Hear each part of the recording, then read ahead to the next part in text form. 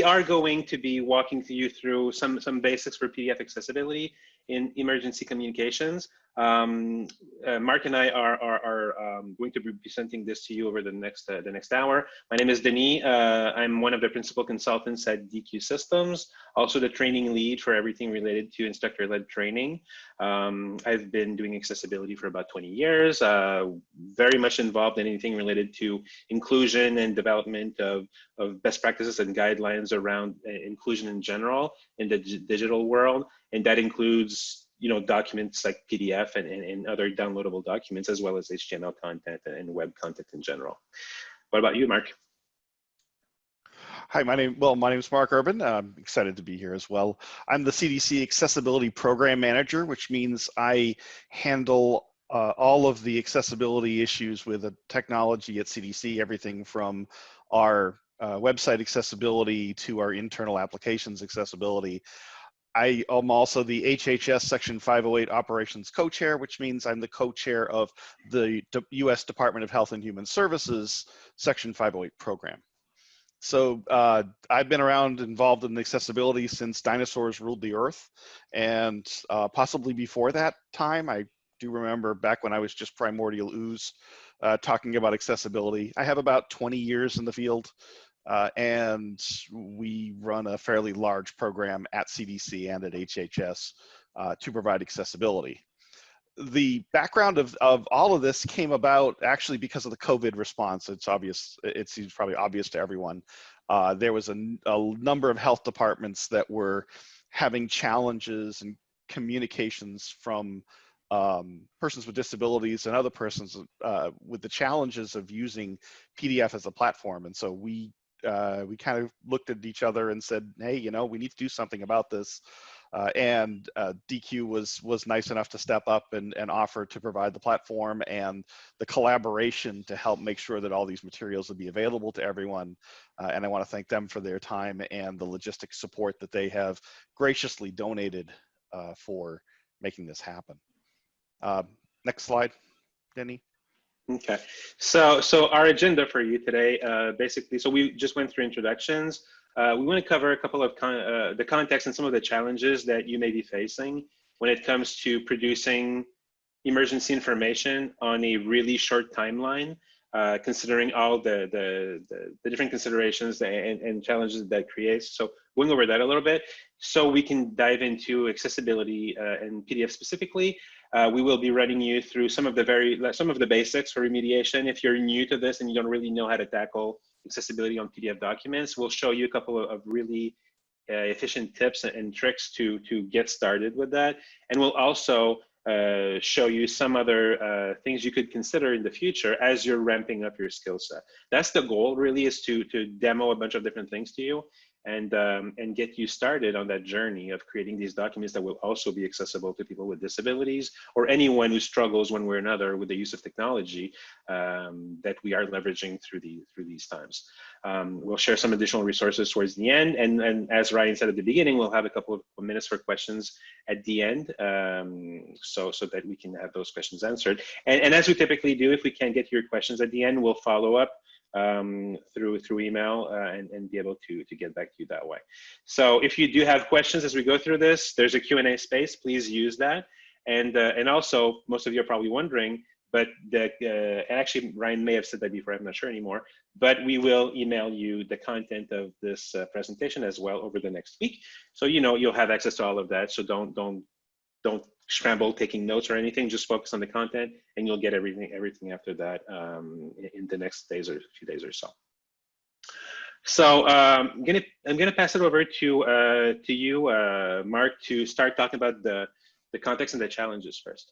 Sure. All right. So one of the things that COVID's really highlighted in our response is there's a need in emergency communications to hit the ground fast, to change and adapt content quickly.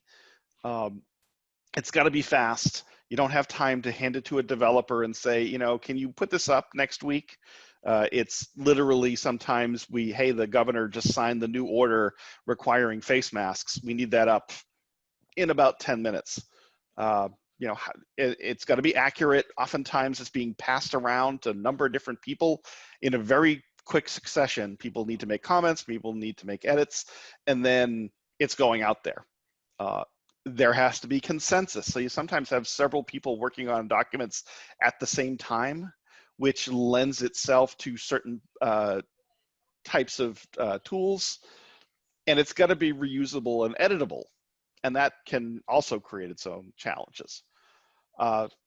Challenges, you do all these things, and a lot of people look at PDF as a real opportunity here to do a number of these things quickly. It allows you to basically say, here's the document the way we'd like to give it to everybody. You know, let's get some feedback. It creates a version of the document that other people people can't easily edit. So your comments all come as comments on the thing, and then you look at it, you go back in and work on off of that one kind of visually oriented document. The problem is that the public needs it on multiple platforms. An interesting tidbit, half of CDC's web traffic is mobile devices. People are coming at the web in a number of different ways. We're also having a lot of people with language challenges, whether they speak a different language at home, whether they understand complex information. And a great study by Dartmouth just came out last week about the complexity of information around COVID, because it's a very complex issue and because it requires a higher literacy level. People are using tools, online tools like translators, to bring things into their own language. Those don't always work great, but they work really poorly with certain types of PDFs. And finally, of course, which is where Denis and I tend to focus, which is getting broader audience, including people with disabilities. We'll talk a little bit about the demographics of how many people with disabilities are out there and need this support, because this particular disease and this particular emergency response had a heavy impact on persons with disabilities, and getting that information out was something that we all learned kind of as we were going along. Next slide, Denis. Okay, I want to lay down a little bit of law here. I apologize for everybody, because nobody wants to listen to lawyers, but it's an important thing. Doing the items in this training do make things better, but you are not making things fully accessible. You're making it better. There are all kinds of laws. There's all kinds of local requirements about making sure things are fully accessible. But in an emergency situation, when you have to get it out, and you have 10 minutes to get it posted because the governor's about to go, before the state and tell everybody to start wearing masks, and you need to have that information out so that people know what the details are, then you can do. This is the something is better than nothing. Don't stop. Don't let the need for getting things out quickly stop you from doing some very simple things that Denis and I will show you to make things much better. But if you are needing to make things fully compliant, this doesn't solve the challenge. And somebody just put a great comment. Ramona just mentioned a great comment, said the perfect is the enemy of the good. Yes, it is. Don't let your need to go back and make things more accessible, the key documents more accessible, stop you from doing some simple things to make it better. And so we're going to show you those simple things to make it better. This is not a web training class to show you how, or a PDF training class that will show you all the things you need to do to make PDFs accessible. That would be a 2.5 hour, 4 hour class. Even for the really advanced stuff, you might have to do another whole class just for table tagging. We can take this as deep as you want, but this is not what that's about. This is, hey, you're a comms person. I got 5 minutes before this has to get up. What can I do in 5 or 10 minutes to make it much, much better and much more accessible? Will this keep you from getting sued for accessibility? No. Will it help people with disabilities and other people who need this content in different ways? Absolutely. And it's still the right thing to do. Right. Next slide. Before we jump to the next slide, do you want to quickly talk about the different acronyms that we see there for? Oh, absolutely. Yeah. Sorry, I'm terrible about that. So 508 is Section 508 of the Rehabilitation Act. ADA is the Americans with Disabilities Act. WCAG is the Web Content Accessibility Guidelines, and PDF UA is the PDF standard for universal access. Right. They're all different technical standards and legal standards about accessibility, depending on where you fit into the federal, state, local, and non-governmental schema. Different standards might apply to what you're trying to do. But they all kind of revolve around the basic concept of accessibility. And that PDF UA standard is kind of the PDF standard for accessibility that most people reference when they talk about, making things that are considered accessible. It is the rest of them are kind of ways of documenting that you've made it accessible. And of course, the 508 and ADA are the legal requirements. Generally, if you are producing anything, it has to be generally accessible in some form. Some people do that, like at CDC, we do a lot of things where we'll create things that are an HTML version that's fully accessible, and then we'll have a PDF that does the things that we're talking about here. But that's not everybody has a big web staff to do things like that. So that's why we're having this presentation. Okay. I hope that was as clear as mud. Thanks. No, thank you. It was actually clearer than that. So that's good. So before we jump to the next slide, I want to ask all of you that are on the call right now to just in your head think of a number. If I ask you what the percentage of people with disabilities are in the United States, CDC actually worked on some of that data a couple of years back, 2 years ago, and they found that a certain percentage of working age adults in the United States had disabilities. So just want you to come up with a number in your head, percentage-wise, 5%, 10%, 15, 75, like whatever number you think of, and have that in your head, because you might be wondering right now, like, why do we have to do this? Like, is it really that relevant? Should we be spending all that time for people with disabilities? There can't possibly be that many out there, right? So if you have that number in your head, little drum roll here, the actual number is 26%. So 1 person out of 4 in the United States, working age adults in the United States, has a disability. And that might be something that is not noticeable, because 74% of those disabilities are actually invisible. So someone who has ADHD or dyslexia or maybe like memory issues or anything related to cognition in general is oftentimes not seen or perceived very clearly. Someone might have being hard of hearing and you would not really know, or someone might, like myself, might be colorblind and you would not know unless I actually disclosed it. So 74%, like 3/4 of those disabilities are invisible. There's another 26% that are actually the ones that you notice. Someone in a wheelchair, someone who's blind with a service dog, that sort of thing. But 26% of Americans have disabilities. So when it comes to a situation like this, where we need to convey information about COVID and safety measures and anything that we've been seeing and doing and hearing about these past 6 months or so, there is potentially 1/4 of the population that struggles with getting that information. So if you're wondering, just that part, if you're wondering about why we even have this presentation today, it's because it's a lot of people. It's 61 million of working age adults that we are talking about right now. And that number increases if you start factoring in kids and seniors as well. So it is a significant number of people. The data is all there on the screen for you to see. If you can't see the screen right now, basically it breaks down into 6 categories: mobility, cognition, independent living, hearing, vision, and self-care. And the percentages are broken down. 13.7% of Americans have a mobility issue, 10.8 have a cognition issue. So, there's difficulty concentrating, remembering, making decisions, a bunch of different considerations in there. 6.8 have issues with independent living, 5.9 with hearing issues, 4.6 with vision issues, and then 3.7 with self-care. When we think about accessibility, typically, and web accessibility in general, we focus on cognition, hearing, vision, and mobility.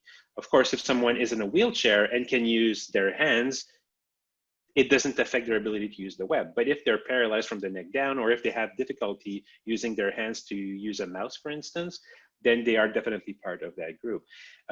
Independent living and self-care are typically not what we think about when it comes to accessibility, but you can imagine that digital accessibility, that is.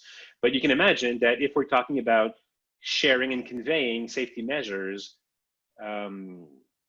nationally, we want those folks to also get the information firsthand. And therefore, these groups actually become pretty important in this context as well. So a quarter of the population, roughly, a lot of folks. But beyond these disabilities, there's also a bunch of other considerations that we need to think about. And Mark touched up on that a little bit before, talking about people that come from different cultural backgrounds, for instance.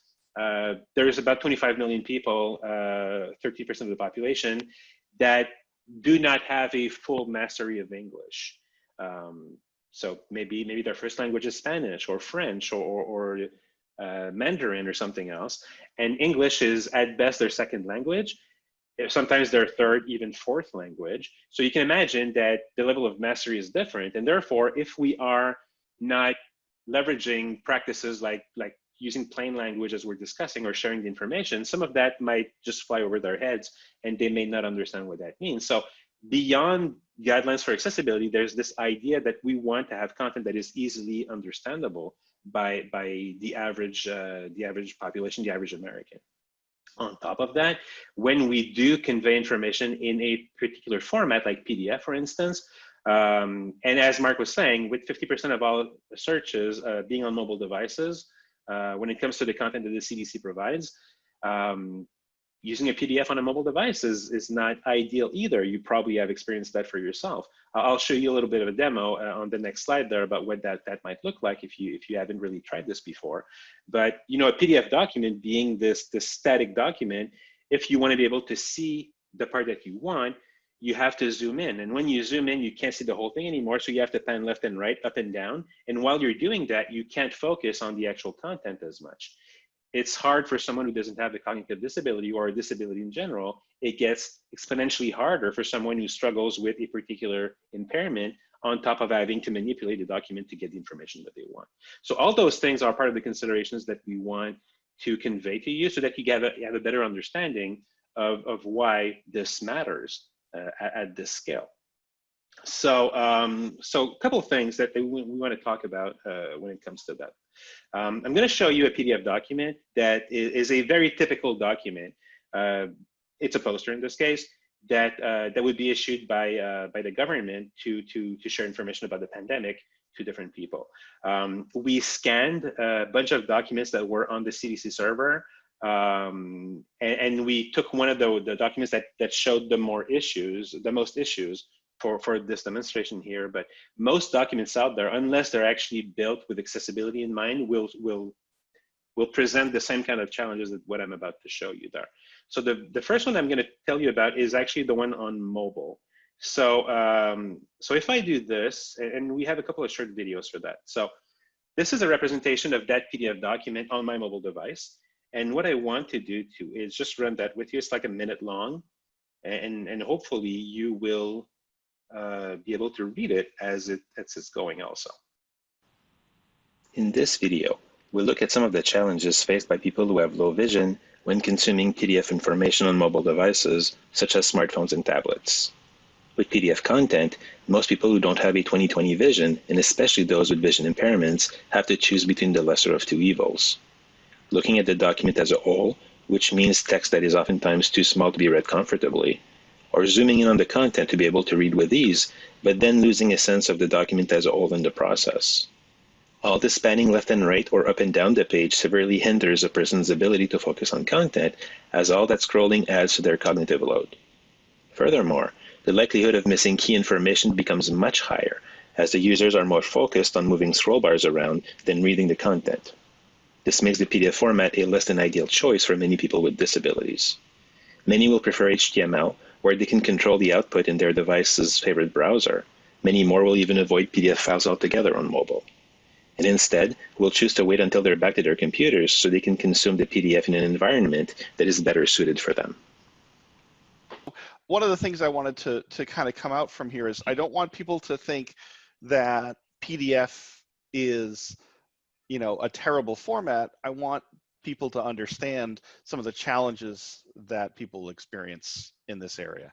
And so as you can see, even from just a pure mobile view, a person with a visual impairment like myself will have a real tough time reading your PDF document in a view form if you can't use some of the tools that are built into browsers, even on the mobile devices, to review the information. So an example of that is that document is, you know, this document here is a very graphic heavy document, but there's plenty of content there that could be available and could be pulled out of the document. But because of the way that mobile browsers work and in PDF as a file format works, if you don't make it accessible, as we're going to talk about, there's really no other option. You have to view it the way Denny was showing people, and that can get very frustrating.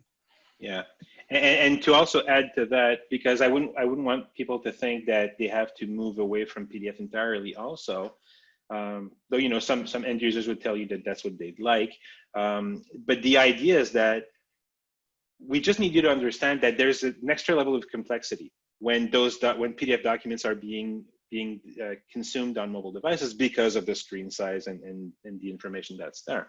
So it's something to think about, and potentially something to think about as early on as your design phase. You might want to look into how you design these documents so that you are avoiding as much of that moving left and right as possible. So, you know, as part of the process of thinking about this, you can also think about designing things a little differently if you have that little control over the outcome. So that was one example. Like on mobile, there are a certain level of challenges and considerations that we need to be aware of as we're looking into these things. The second one I want to show you is about someone with low vision. So Mark just mentioned having low vision challenges of his own. It's also a very common thing. The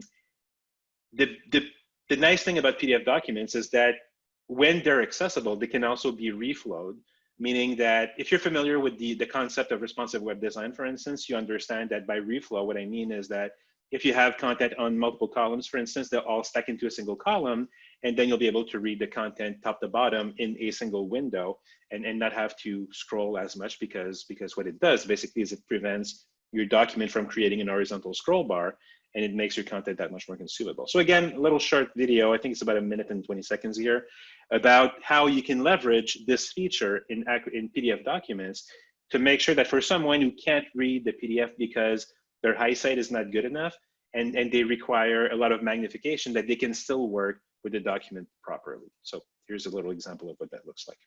In this video, we'll look into the Reflow feature available in Acrobat Pro.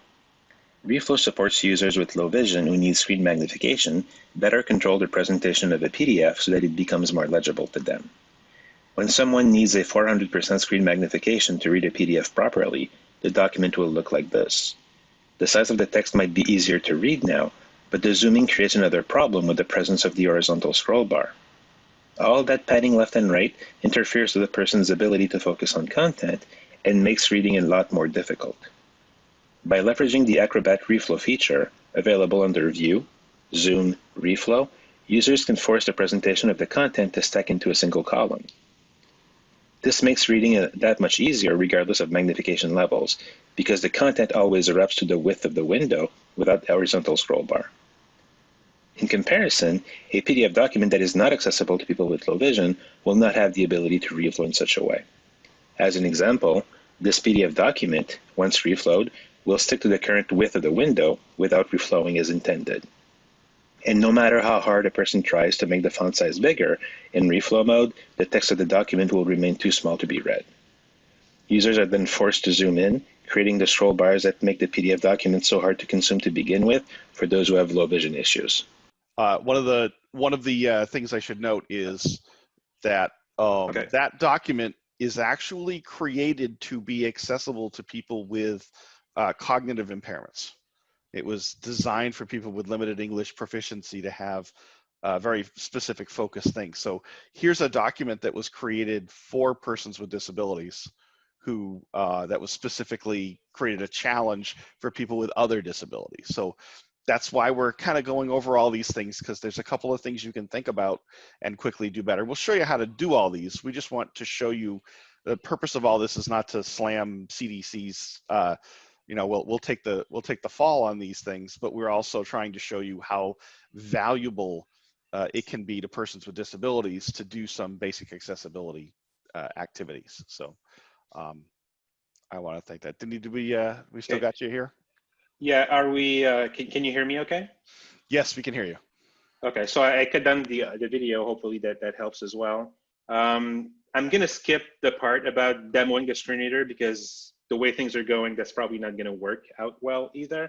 But let me just sort of summarize what that looks like. So on an accessible PDF document, you know, underneath the hood for a PDF document, there's a series of tags, there's a tagging structure, and that markup basically gives indications to a screen reader so that it can read and convey the information to the end user properly. So for instance, if we're looking at the PDF that we had on the slide here, symptoms of coronavirus disease 2019, that's obviously the main heading of that document. So visually, we can tell that this is a heading. We want people that are blind using screen readers to also know that this is not just a string of text, it's actually the main heading of that page. There is a particular markup or a tag element that we can use in Acrobat that can define this piece of text as being a heading. So we want to make sure that the document has that information in it as well. So most of you, I'm assuming, are not coders to begin with. So, you know, working with code and markup is not your thing. And that's why Acrobat Pro has features in it, and that's what I'm going to demo in a minute, as features in it that allows you to do that without actually having to get your hands dirty, so to speak, in code, but rather just use a couple of buttons to get these things into it. And the more you provide those features, the easier it becomes for someone using a screen reader to actually understand not only the information that's on the page, but also how that information is organized and structured. For instance, looking at that document again, we see that main heading at the top, symptoms of coronavirus disease 2019. There's a subheading about patients with COVID-19 have experienced mild to severe respiratory illness. And then there's a list, fever, cough, and shortness of breath. We could have that document be read as just text after text without any structure, and then people would have to understand how that works. Or you could have all that information conveyed in a structured way, and then what they hear when they hear this document with a screen reader would be heading level 1, symptoms of coronavirus disease 2019, and then at some point, symptoms can include list of 3 items, fever, cough, shortness of breath. And then when they get towards the bottom of the screen, they could hear graphic, CDC logo, or they could hear link cdc.gov/COVID-19/symptoms. So, you know, all these pieces that come around to introduce the different parts of the content are all elements that are provided through the screen reader to let the user know what they're looking at right now. And that contributes to helping them understand the document as a whole, not just the text that it has in it. And all those things are very technical, but thankfully you don't have to get that deep into it. There are a couple of tools in Acrobat that we can leverage that will do most of that work for you to give you that starting point. And Denis, I'd like to throw in now, since I'll take over on this one, is also that it's important, if you want to walk away with a kind of overarching takeaway message from this part of the presentation, it's that the document that you see is not the document that people with disabilities will, in quotes, see. And that's an important part. Things like tools like screen readers and things like magnifiers and reflowing, none of that actually reads the document as an image. Instead, it tries to read the back end of the document. It actually tries to read the code that you can't see in that document. And we're going to show you how to do some of these things to help make this better. But but as I said, it's important to understand the walk away from all of this is these assistive technologies and these tools and mobile checkers and reflow tools all read the code behind the document, not just what you're looking at with your eyes. And so it's a challenge sometimes in communications, because in communications we're taught make it look good, make it, make it visual, tell a visual story. For people who may not be looking at it in the same way, or may not have the same capacity to look at it, they're not seeing the same story that you're trying to tell. So I think that's a good walk away from that, all of those presentations, without having to get too deep into the technical stuff. There's a story behind the story that needs to be put there so that people can understand it. All right, so how do we get around it? So we're going to start with the first pro tip about getting things done. So before you even get out of the gate and you're ready to do all the things we're going to show you in Acrobat Pro, do all your processing and content reviews in Microsoft Office, if at all possible. Why? Because Office 365 and even all the desktop versions of Office after 2016 actually have built-in accessibility checkers. And there's a little checkbox you can use that will show you how to turn on the accessibility checker, and it will allow you to do checking while you're building the document. So it can constantly remind you to do things like alternative text, and we'll talk about that, and other structural elements like headings. It'll tell you if you don't have any headings. It will kind of stop you from making mistakes. And so those accessibility checkers can get you a long way into building that document behind the document without having to be an accessibility expert or be a technical expert. There's even links right in the checker to tell you if you're not sure what it means, how to fix it, and why you need to fix it. If you're going to PDF, and find out if you need to do PDF. It's something internal. You may never need to go to PDF. If you're posting it on your intranet and everyone in your office has Microsoft Office, keep it in Office. But if you need to use PDF as a final form, again, we're talking about that kind of last minute, executive order, emergency order kind of place. You pass it around in Word and then convert your files from Microsoft Office or another authoring source from a Windows computer to maximize your accessibility. Don't print it to PDF, convert it. And that's an important difference when you're trying to do this. Someone pointed out, why a Windows computer. Windows actually provides a higher accessibility out of Microsoft Office than the Mac version of Office. If you only have a Mac, then use a Mac. It isn't that it won't work. It's just a little better if you do it in Windows. Kind of like that. In Adobe, it's not perfect. Someone asked, can you check a file if it's created in Photoshop and things like that? So Photoshop is not Microsoft Office. Photoshop is a picture of a document. I strongly recommend you don't create documents in Photoshop, especially if it's an emergency communication. Doesn't mean you can't, it just means you're then going to have to spend more time doing the things that Denny's going to show you in a minute. This is, if you're at all building stuff, build it in Office. Even if you're going to build it in Acrobat or Photoshop down the road as a final document creation, really pass around the content in Office. That way you can make sure you got headings, you have the alternative text, you've got all of that, the accessibility information, so someone who knows what they're doing in Acrobat can make it accessible easily.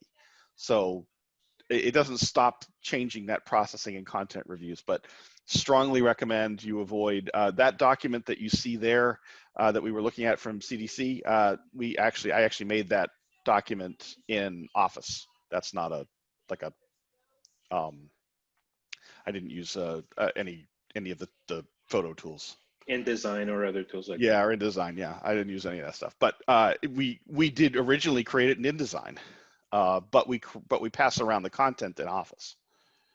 And then it just optimizes the conversion process. Again, you're trying to get stuff out quickly. A lot of the documents we're talking about here are not a fact sheet like this. We just picked this one because it was easy to work with, and it had a lot of accessibility issues in the first round. It's a document like a executive order or something. That's an Office document. You never need to make that into into some kind of a photo document. But so the more often you can do it in Office or another authoring source like that, the better you'll get. A bonus tip, one of the things that we've seen consistently from some of the health department challenges, they were like, we got to put up the signed version of a proclamation or a memo.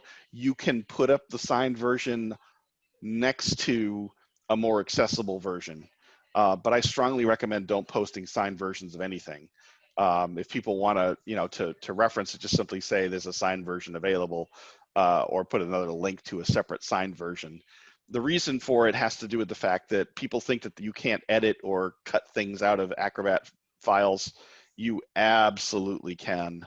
I've seen some pretty interesting things lifted from Acrobat files and posted on other things. And so you want to be very cognizant of the fact that although there's this thought that you can't edit an Acrobat document, you can edit an Acrobat document fairly easily. What you can't do is you can't go on a server and edit any document if it's somebody else's server that you don't have access to. So it doesn't matter whether you post it in HTML or you post it in Word or you post it in Acrobat. They can't edit it because it's not on that page.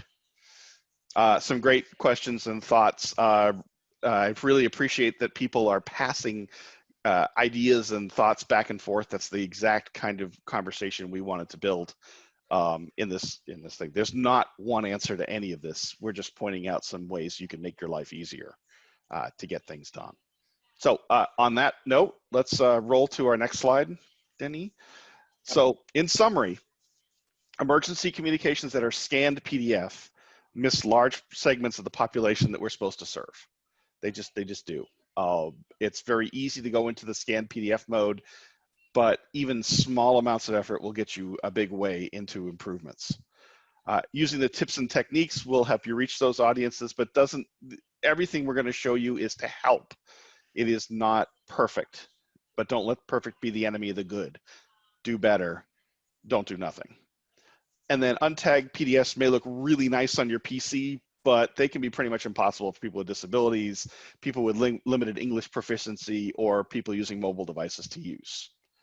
And finally, if you can, build, review, and clear documents in Office, even if you have to end up building something in Acrobat after the fact, by keeping, it prevents what we call dirty documents, a lot of extraneous content that may be behind the scenes because of all the people's hands who were in a document. Build it and review it and clear it in Office, and you'll start with an accessible document. Can't always do that. I know that you can't always do that. When you can, do it. Okay. All right, Denis, so go ahead. So before I jump into this, I wanted to go back to something you said earlier about the conversion process to PDF. This is PowerPoint. This is PowerPoint on Mac. So as Mark was saying, not as great as PowerPoint on Windows or the Office suite on Windows. There's a bit more work involved in making the documents accessible in PDF if you start from Mac OS X, but it still can get done. The commonality between Mac OS and Windows is that if you have both Microsoft Office and Acrobat Pro, say DC, the latest version, and I insist on Pro there because Acrobat DC does not have the accessibility features that you need to make your content accessible. You really need to get the Pro version of Acrobat so that you get those features.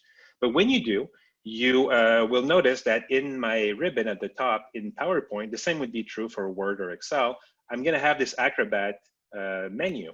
And if I use this icon, create PDF, to generate my PDF, it's actually going to convert to PDF as opposed to printing to PDF, which it does by default.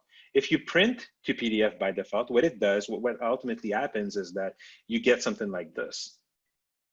And we're actually gonna try something here together, but this is the inaccessible version of the document. And this here is the accessible version of the document. You're probably not seeing much of a difference between the two. So I'm shifting from one to the other. They look exactly the same. And that's the misleading part about this. Visually, they're going to look exactly the same. The difference you may have noticed is on the left-hand side. On the first version, the one that has been printed to PDF, it's rather small, but you might be able to see that it says no tags available. What that means is that the document is essentially a snapshot of the visual document, but it doesn't have anything under the hood that gives it structure or meaning. If we compare that to the accessible version, it actually has a tagging structure that tells us a bunch of things about the document. And if I go down that path with you in a few seconds there, if I go down the tree there, you'll see that as I go to H1, it highlights symptoms of coronavirus disease 2019. There's a paragraph underneath for patients with COVID-19 have experienced mild to severe respiratory illness. And there's another paragraph where symptoms can include. And then I get to a note about symptoms may appear 2 to 14 days after exposure. And then because we've reworked the order of the content so that the story makes more sense, then we get to fever, cough, and shortness of breath. But these three are part of a L tag, which essentially means a list. So again, going back to the screen reader, that is the difference between just reading the content sequentially, word for word, without any structure, or hearing things like heading level 1 before symptoms of coronavirus, or hearing list of 3 items before fever, cough, and shortness of breath. So converting a document to PDF, if you've made that document accessible in the accessibility checker of, say, Word or PowerPoint, for instance, it's going to come with the structure by default. And that's good. And honestly, when it comes to delivering something out there quickly, to at least have something out there, this is awesome. This is what you want to begin with. You can always go back and improve after the fact, but at least you get something done right away, and you don't even have to think about it because your conversion process did all that work for you. In most cases, what we work with, however, is a situation where we don't have that tagging structure. And what we're going to be looking into together now is exactly how you get it in if it wasn't provided in the first place. It may be that someone else creates these documents and your role is to finalize them and then upload them to a server. And if that's the case, you would have a hard time going back to the source to make changes. But there are a couple of tools in Acrobat Pro that we can leverage to help you do that. And that's what we're going to do together in this segment here. So in Acrobat Pro DC, and the same things that exist in earlier versions, but hopefully you have DC. It's been around since 2012 now, 2015 rather. So it's rather common. You will have a tools section.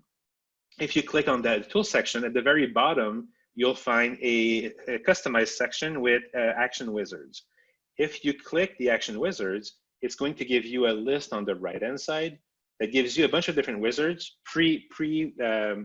pre-built features to improve your PDF documents, one of which being about making it accessible. So it's a walkthrough, it's a typical wizard, to walk through your content to make it more accessible than it currently is. And what that does is it automates pretty much everything that Acrobat can do for you in a single process that really takes about 5 minutes to do. So, so that's what we're going to be doing together. So before we get there, I just want us to hold on, to go back to the deck just to walk you through this, so you can recognize what we've been doing when you go back to that later. But under tools in Acrobat Pro DC, there's Action Wizard at the bottom. You click on that, and then you get to that particular set of features. It's basically broken down in 3 sections. Anything about preparing your document, setting the language and tags, so creating that structure that I showed you on the left-hand side there, H1s, list, paragraphs, and so on, and then running another checker through it so that the most obvious issues are sort of unveiled, and you can know about them and maybe fix them if you can, or know that you have to go back to fix those later on if that's what you need to do. But it takes all the complexity out of that process, and as you'll see when I do it with you, it's less than 5 minutes to do that. So rather simple in that sense as well. It's what we like to call the 5-minute fix a flat solution. Basically, it's not your your real tire, but it's going to get you there for a while. That's the idea. So all these tests or all these features are going to be run automatically as we go through this. So we're going to add some document description, some metadata to the document. We're going to set a couple of options when we open that document. If there's any text in there that is actually images of text, we're going to use optical character recognition to turn that into actual text. It's not going to be perfect, but it's going to be a lot better than it was. If there are any form fields, it's going to detect them and identify them as such so people can use them as form fields. It's going to set the tagging order properly. If you If you have a document with a bunch of links or other things interactive in them, for instance, it's going to set the tabbing order so that as you're tabbing through with your keyboard, you're going to do that in a logical and linear order. It also looks into the reading language, makes sure that it maps to the actual language of the document, which typically will be English, but it could be Spanish, for instance. So you want to fix that away. And then it's going to do that auto tagging part where it's going to create this structure for you so you don't have to do that yourself. It's typically not perfect, but again, perfect being the enemy of good, it's usually decent enough for you to go for that first round. It's also going to look into all the images of your document and allow you to provide alternative text to those images so that when someone with a screen reader walks through that document, they don't just hear graphic undefined, but rather hear graphic and then the description that you provide for that graphic. And then it's going to run that accessibility check, as I was saying. Denis, I'm just going to let you know that we're running a little bit late, so let's go ahead and show them how to use this tool real quick, so that people who need to step away, we will finish out this training and finish out the content. But and as we said before, there will be slides and a recording of this available if you have to drop off. We appreciate your time. Right. Go ahead, Denis. Okay. So once we have the wizard in place, that's what we have on the left hand side, the right hand side here. We just click make accessible. It generates the tool there.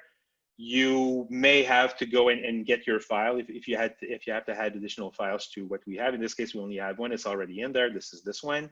I just hit start to get it started, and then it's going to walk me through all these different steps, right? So description is going to tell me like what is the title of that document. So I could either leave these things as is. Ideally, you would not. You would provide a title for it. Let's like say, for instance, symptoms, blah, blah, blah. That would be what I would write to define what the document is about. So, you know, COVID-19 symptoms or symptoms of coronavirus disease 2019. Topic, the author, CDC, for instance, a couple of keywords if you want to do that. So it's all going to populate this information in the document for you. You press OK, and then it's going to ask you about the content itself, whether or not as it's going to try and recognize the words, what language is that? Because that's going to make a difference in recognizing the different letters. So typically you leave it as is. If it's not English, then you change it, obviously. But the rest of the settings are typically your default settings. We never really change them. So you just press OK. And then it's going to run that. And you may have noticed at the bottom, like it ran the OCR. In this case, didn't find anything because everything is text, so didn't have anything to do. But then it just moves on to the next phase. And the next phase in this case, and you might see it because it's blue instead of being black on the right-hand side here, we're at detect form fields. That's our next step in the process. It asks us if this document is intended to be used as a fillable form. If so, yes, detect the form fields. If not, just skip this step. In this case, we don't have any forms, so we would just skip it. And we move on to the next part, which is we want to be able to read this document with a screen reader. What language is it in? Again, in this case, English is our language. We could change it to a bunch of other options if we wanted to. Now we're defining the language as being English. And then it asks us for everything about the images. So again, I'm going to press OK. And in this case, we have 3 images that are found in here. It doesn't mean that there are not more than 3, but that's all it finds. And again, you know, perfection being the enemy of good, we work with what it gives us, and that's already a good start. So the first one that we have is this image at the top there for the banner with the line at the bottom. This is purely decorative. It doesn't convey any information, so I'm just going to check the decorative feature, move on to the next image, and this entire thing in the middle is identified as one image. So ideally, what you would have is just maybe 3 images for fever, cough, or shortness of breath, or maybe even no images at all if you figure that those were just decorative and you were going to leverage the text as actual text. In our case here, we could just type in here a brief description of what that is, or maybe write the entire content that's in there in that box and move on. So, you know, do some typing here to provide the level of information that will be useful. And we get to the last one, and the last one that we find is this CDC logo at the bottom. So again, you could just write CDC logo, maybe add the information that's there, Department of Health and Human Services, USA, in there as well. And then you save and close. Once you're done with that, you're at the very last step, and it's running that checker on the entire thing. You could go for every single check that's in there. So there's 32 tests in total. You start checking, and then it gives you a summary on the left-hand side of what it found. Like in this case, it still finds that there are 2 potential issues with reading order and color contrast. Those are always going to be there. So these are manual checks that you need to check for. So they're always going to be there. Everything else looks good because we did all those things already with the wizard. And there's also concerns with figures, alternate text, because like there's this one here, I didn't write anything. Therefore, it's still there. If I had written something there, I wouldn't have any issues on the left-hand side. So, you know, it took exactly 3 minutes and 45 seconds to go through that. And your document is now very decent. And you don't really need any technical expertise to do this. All you need is the proper tool and know that the wizard exists. And you're done. And now you can save that document, upload it, and that can work for a while until you have some bandwidth to go back and make it better. And some of the things that this did basically is like if you go to the properties of the document now, whatever I wrote in there is now captured here. If I had more information, it would have been in here. The fact that I mentioned this document was English is also captured here. And there's a bunch of features like that that are now in there that I can now benefit from. And maybe one last thing. If you remember at the beginning, we didn't have any tags in the document. Now, if I look at this, I have a structure. It's not perfect. It's not as good as this one, say, but there's a structure, and therefore now it's usable. Because if I had run the screen reader through the version as it was before, I would not have gotten anything. It would have been complete blank, that nothing would have been conveyed. Now there would be some information conveyed, because if I look at this document now, all this stuff is now captured as text. I can select it, and therefore it can be read by the screen reader. So, you know, 5 minutes or so, and you can turn a document that is completely inaccessible to something that is rather decent to get you started. So what should your next steps be? Short-term goals, run the accessibility wizard for that minimal access. Again, you saw the difference in the tags, complexity and quality in running this wizard versus actually making it fully accessible, but it's a start and it's quickly, it gets you out there. It was 5 minutes, 5 minutes to an accessible, usable document. Is it perfect? No. Is it fully accessible? No. Is it better? Yeah, it's better. And it will allow people, a person with a disability with the document that we have in hand now will at least know what they aren't seeing. They'll see some information, they'll have some context to say, yeah, I need help with this document. And they can reach out to you and say, hey, there's this document about the 3 symptoms, and I'm kind of curious if there's more information on the document that I'm missing, or it seems like there was, you know, it was a little disorganized, you know, can you tell me more? Can you give me better information?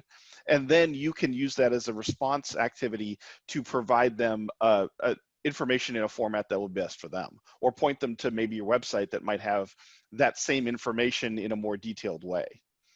Long term, don't forget that this isn't perfection. So revisit the document. Is it still valid, or is it something that was time sensitive? So it was last week's order and there's a new order. Well, you know, you can keep the old one as minimally accessible, but put the new one out. If it's something that you're going to be keeping for a while, if it's going to be in effect for 6 months or 3 months or something, then make it fully accessible. Take the time to get an accessibility expert to go through Acrobat and add the tags appropriate and repost it as a fully accessible document. Reading order is an easy way to fix. We didn't talk too much about that yet, but it's an easy thing to fix long term. And then just replace it with that more accessible version. Don't leave minimally accessible documents out there forever unless they're just for archival purposes. If they're still valid, it's probably worth it to keep and make those more accessible. Okay, so let's go to the next slide here. We're going to talk a little bit about what's the next step. There are the content reflow. We talked a little bit about using that. It's a great way to test and see what things are going to look like when you're done. And there's content reflow that will help you improve that quality. There are tools. If you go to tools and go to accessibility, there are a number of different tools. The one that I use a lot is the reading order tool, which is kind of the next level of of easy accessibility. Now, if you look at the reading order tool, and Denis is showing you this as I'm talking about it, it creates a box with some information about each of the boxes of information that have been tagged.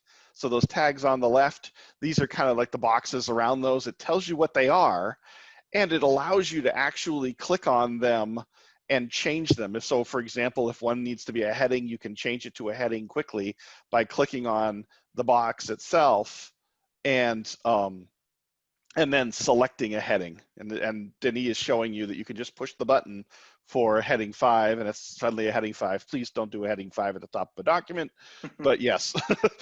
So this is the second, this is kind of your I know enough about Acrobat to be able to fix some things.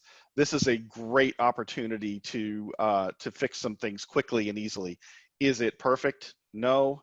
Is it as good as a accessibility professional using Acrobat? No, but it's the second level of fixing things. With a person with some basic skills, in about a half an hour can make a pretty accessible document just using those two skills and going back and making sure that they're accurate. That's the next level. And then the third level is really going into the tags and making it done right. And that requires sometimes a fairly high level of skills, especially when you're dealing with tables. Tables are a whole nother world in Acrobat, and I'm not going to get into that at this point because you all will walk away with a migraine. So it's getting back to the, great. Okay, so let's go to the next slide. Use the action wizard as your fix-a-flat to get out the door and get to where you need to be. Go back in, make it fully accessible, and you can do a ton of additional fixes with that reading order tool, the touch-up tool, and some of the other tools in the accessibility tool set that comes with Acrobat Pro. Again, Acrobat Pro, spend the time and money to have a copy of Acrobat Pro, not just Acrobat DC, because you'll need it to do these types of tools. All right, next slide. Resources and references. I'm just going to talk about this really quickly. I'm going to talk about the federal government. The U.S. Department of Health and Human Services. If you go to the hhs.gov website, you can click on Making Documents Accessible. You go to 508.hhs.gov, and there are checklists. There's how-tos. There's best practices. There's resources on some of the other document formats we use, and we're very happy and proud of some of the checklists there that will help you. If you're doing anything to HHS standards, that's the place that we use. The General Services Administration, section 508.gov/create/PDFs has all kinds of testing and remediation guides to go all the way into PDF documents. They will tell you, don't just use the tools we're using, because they're talking about making things fully accessible, not just minimally accessible that we're talking about here. Denis? Yeah, and in terms of training, so Mark was mentioning earlier different options. There is definitely information available on the government site. You also have other options out there. There's the IAAP, which stands for the International Association of Accessibility Professionals. They offer certification on a different set of topics. They are constantly adding to that. So you might want to look at what they're doing there to get some resources, some information on how to do these things. We also provide a service with dequeuniversity.com, where it's a self-paced online learning platform where you can learn about pretty much everything you can imagine when it comes to digital accessibility at this point. We have hundreds and hundreds of pages in there, a lot of which are on PDF documents and how to make those accessible. So that could be, an easy way for you to go in there, learn at your own pace, and build that skill set over time. So that's dequeuniversity.com in that case.